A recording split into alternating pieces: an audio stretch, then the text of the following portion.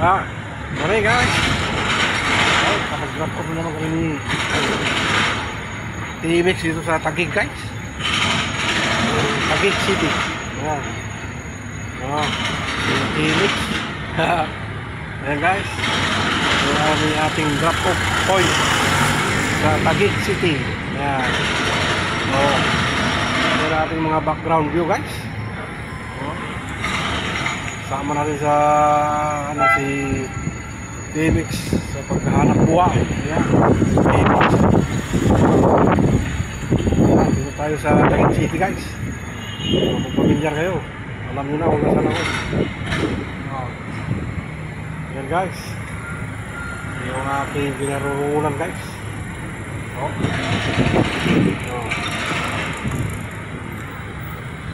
Yung building na yan, trabaho ko dito. Yung building na to, trabaho ko dito. Ayan. Okay. Sige guys. Sa aking live video ngayong umaga. Ayan, nakapag-drop off kami dito ni TMX. Yan yung ating mga background view guys. Ay salamat sa Panginoon sa trabaho naman na binibigay niya sa akin.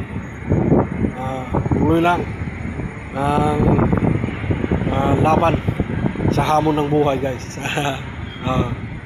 At nakakaranas kami ng mga kapagsubukan, trials.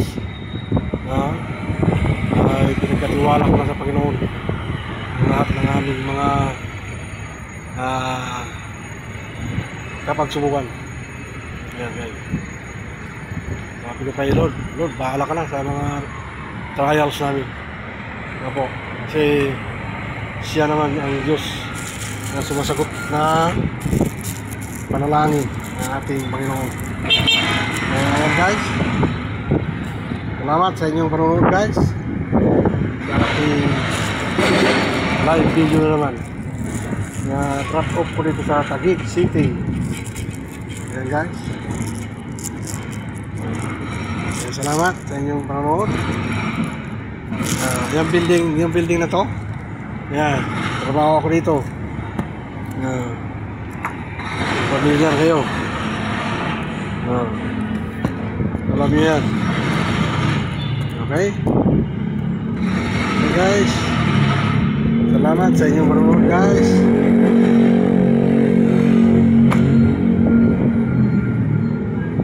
Sa aking live video ngayong araw. Ayan.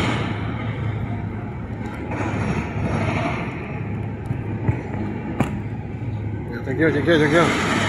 Ayan. Dito na naman ako nakapag-drop off guys. Sa Taguig City.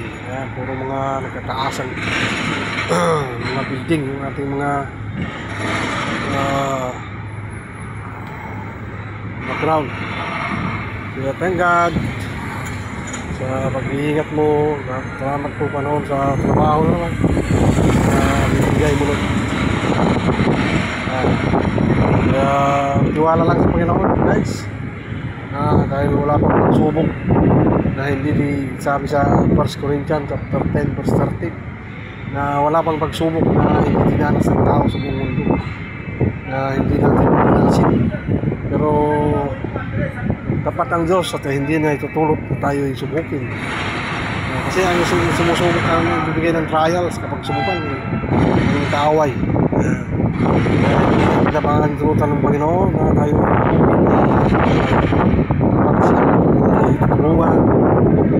Sabi sa mga awit chapter 46 verse 1, tayo po ay tutulungan sa kluluhan.